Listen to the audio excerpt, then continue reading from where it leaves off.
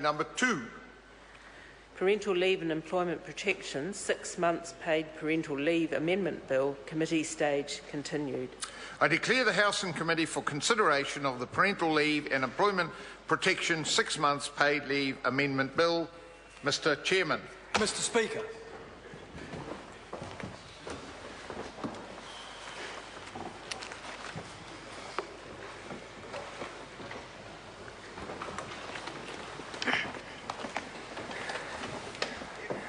Good evening, honourable members. Tēnā koe, e te whare, inga iwi, inga reo, inga hawe wha, tēnā koutou, tēnā koutou, tēnā koutou katoa.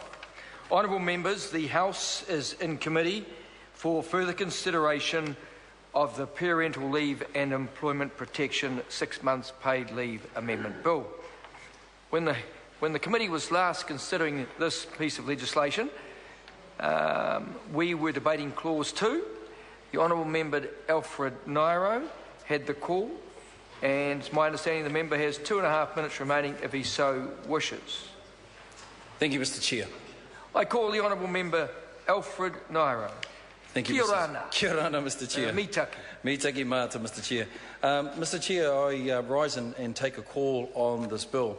I want to begin by saying is that we know that families are important, children are important to us. I know that at the last committee stage, there were a number of accusations that were coming from across the House. And when I stood, I wanted to stand because one of the things is that it just seemed to think that we on this side in this government and us as politicians actually don't care for families, we don't care for children, when that's absolutely not true at all. In fact, the fact is that I also want to make the point that the comments that seem to keep coming from the other side is that because we oppose this bill, that we don't care for children, that we don't care for families, when that's not true at all. And Mr. Chair, it's not true at all because when we look at the record of this government, the things that are absolutely important to this government, in the time when we had the global financial crisis, in the time when things were difficult, it has been said time and time again where this government actually stood firm, stood strong on the things that were absolutely important, and that is our children, that is our families, and the things that mattered most to most Kiwis. So I just want to put that on record to say that we absolutely do not agree with the comments that have been made across from the opposition at all, Mr. Speaker. So how do we show?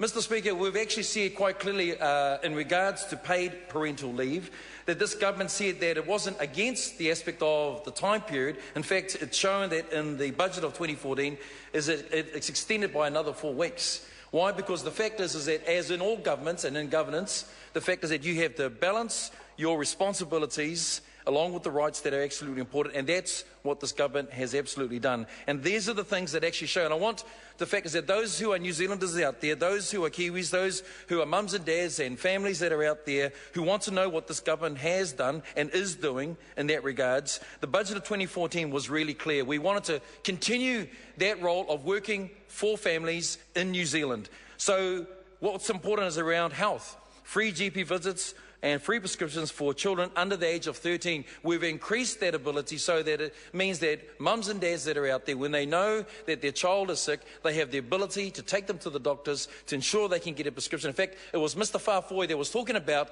down in Porirua where he saw the prescriptions on a chemist waiting for parents to pick up those prescriptions. Mr. Speaker, Mr. Chair, Mr. Chair. I call the Honourable Member. Mr. Chair. I call the Honourable Member Alfred Nairo. Thank you, Mr. Chair. So, Mr. Chair, Mr. Whāwhoi actually talked about that. He talked about prescriptions in Porirua, you remember in that speech, and about how their parents were waiting to pick up their prescriptions, but they weren't able to, they couldn't afford it. Mr. Chair, it's quite clear that this extension by this government for not only free GP visits, but also the ability to pick up those prescriptions, Mr. Whāwhoi, is important because we do care to ensure that they get the medication that they need as well. He's getting ready now. I can see a speech coming from him, but there's more to come. So the other thing that's important is that 4 weeks extra paid parental leave, we extended that to a number of caregivers who weren't traditionally eligible. And that becomes important. We've increased the parental tax credit by $70 a week to $220 a week and extended it by 2 weeks to 10 weeks. That truly is making a difference, we know, to those families out there. Mr. Chair, what is also important out there is the issue around education. And we know that ensuring that our children can get to early childhood education makes a difference to their ability to go from the non-compulsory sector into the compulsory sector. So we think that's important. And so in order to be able to do that, again, as a party that is of actions, that we've ensured, Mrs. Martin, the fact is that we've increased early childhood education to get more kids participating and to keep fees down so that parents can access those services. Like Nukutukalea, for instance, in Mangere, where we took the Prime Minister, where he met there with the New Wayan preschool, and where they celebrated and enjoyed the fact is that we've extended those hours as well. And that's right, Mrs. Asanati Loli Taylor, they made sure that they enjoyed the opportunity to extend their care. And this is what they actually said. They said, thank you, Order. Prime Minister. They said, thank you, Prime Minister, because under your government, we've thrived. Under your government, we've thrived as well. So we know that early childhood participation has grown under this government as well. The other thing that's been important to say that we care for our children, and having been involved in a sector where we know that our children are vulnerable, where the issues of abuse and neglect have been at an issue that is of great concern to this government as well, is that we've extended support for vulnerable children and includes 8 new children's teams to work with at-risk children and families and support children in care as well.